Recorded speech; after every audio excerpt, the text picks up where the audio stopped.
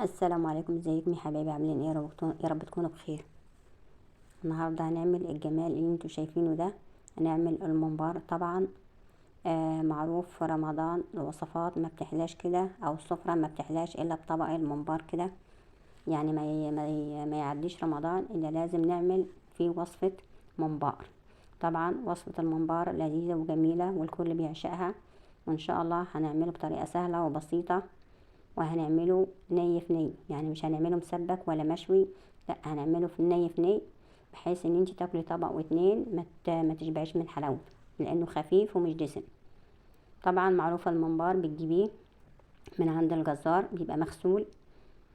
ولو مش جايباه مغسول طبعا هتغسليه. طبعا هبقى نعمله في فيديو بعد كده ازاي اعرفك ازاي تغسليه بحاجات من البيت. ممكن تغسليه بسلكة سلكة اللي هي بتاعة المطبخ بتاع السيراميك. وفي حاجات كتيرة برضو بقى نغسله. وطبعا بعد ما بنغسل بيتنقع في مية وليمون وملح ودقيق عشان الزفارة، بتغسل كذا مرة وبتقلبيه. يعني ايه، بيحتاج وقت كده. ابقى نعمله في فيديو بعد كده. طبعا عشان اسهل عليكي الفيديو ما يطولش، فانا غسلته. وهنا هنعمل بقى ايه، هنحشي الممبار مع بعض.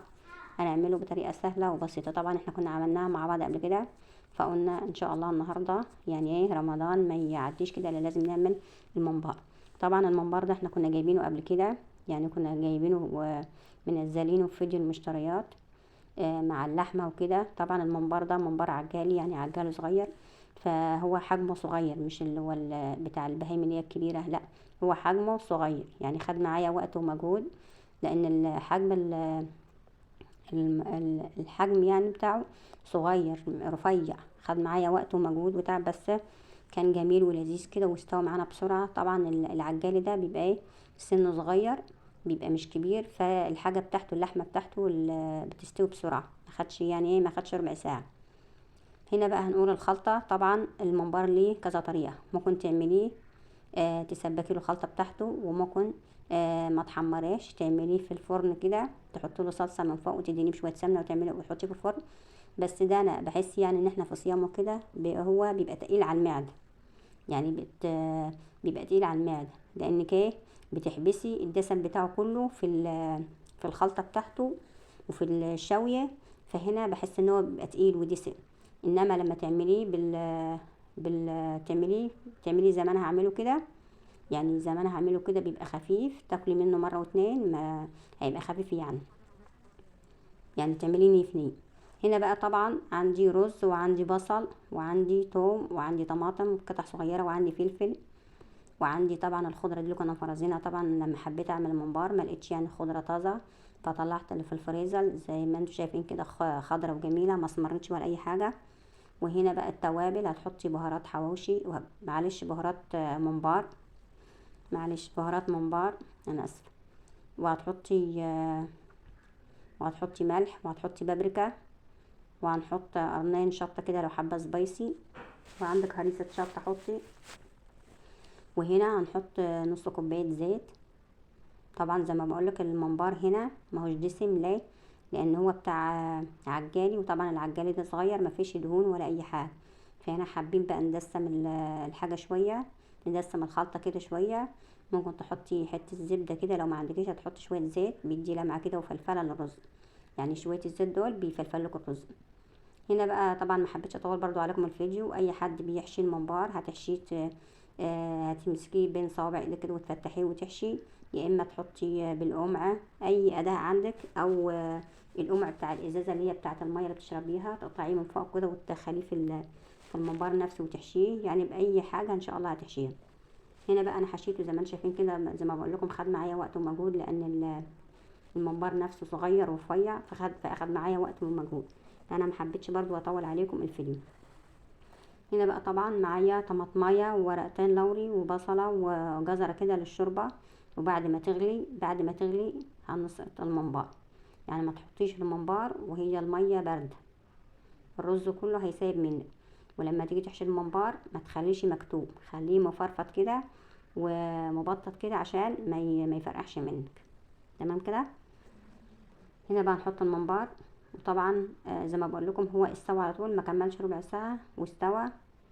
وهنحمره، وبعد كده هنقدم لكم الممبار. هنا بقى نحط الممبار يستوي، وهنا حطينا ملح وتوابل عشان يستوي ويشرب من التتبيله.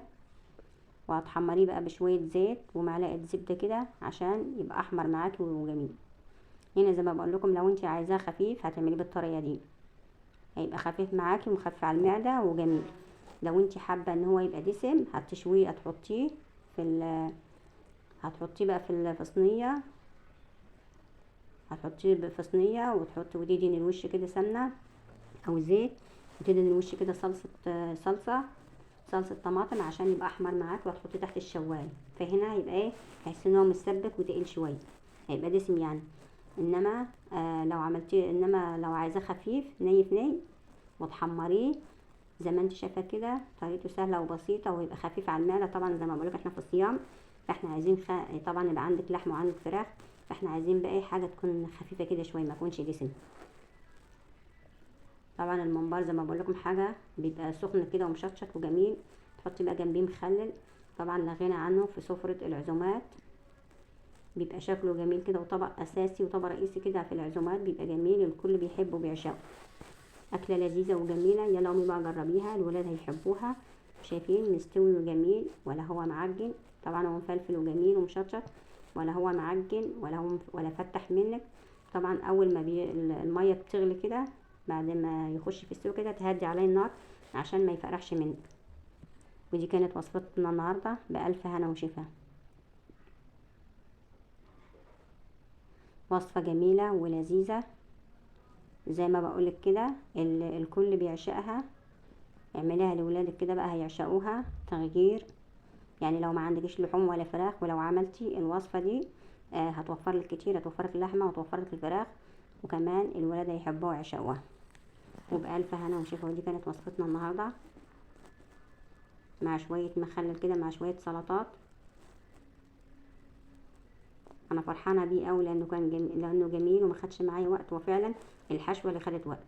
وبألف هنا وشفا، والسلام عليكم ورحمه الله وبركاته. كل سنه وانتم طيبين.